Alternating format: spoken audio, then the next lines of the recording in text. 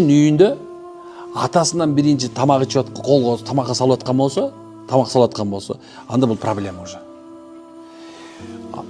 Энесинен биринчи субханалла, энесинен мына өзүңдүн энеңен биринчи субханалла жанагындай тамакка кол салып аткан болсо, атасы жок болсо, энеси оштей өтүр, баласы оштей башта, уже үйдө проблема келди деген сөз бул.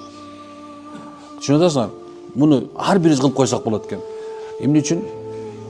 Балам кое тур, чоң атаң келсин. Балам кое тур, чоң апаң келсин. Балам кое тур, атаң келсин.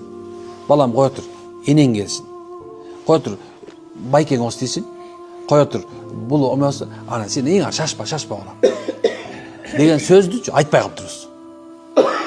Карасаңыз, бул сүннөттө тура улууну сыйлоо. Же сүннөт эмеспи? Сүннөтпү? Эми аны ким унутуп калыптыр айтканды? Биз да турабы? Кез алдына тамак болсо, сүннөт алдына коюп койгула. Каалаган убакытта алдына коюп койду, бүттү. Отура бер ошо жерде. Качы бош орун болсо, ошо жерге отура берсең болот, сүннөт. Туура, субханалла. Туура. Бул пайгамбардын адеби, пайгамбар отура эле деди. Бирок адепте пайгамбар саллаллаху алейхи вассалам улууну биринчи сыйлады, оң жагындагыны биринчи сыйлады. Бул адеп. Кайсы элдин адеби жоголсо, ошол элдин келечеги жок. Кайсы элдин үйүндө субханалла адеп жоголсо, ошол үй бүлөнүн келечеги, мамлекеттин келечеги жоголот. Унутпагыла. Эсиңерден чыгарбагыла субханалла. Бул нерсе айтып тажа элекмин дагы, айтам деген оюм бар, Кудай кааласа.